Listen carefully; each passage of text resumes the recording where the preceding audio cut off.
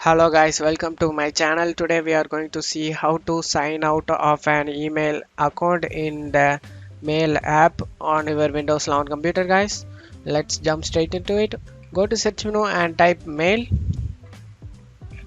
Opens up mail application, open it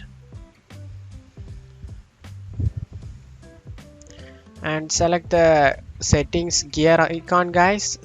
Open it, select it, click on it. On right side we get manage account, click on it and select your Gmail account guys, and you just need to select delete account from this device. Select it, and if you delete this account, all contact and associated will be deleted, removed by from this device. I need to show you guys. This will remove this account from this device guys. Delete means remove this account, don't be panic deleting this, and select the delete one, and hopefully that can remove your Gmail account guys. Click done, and that has been removed guys.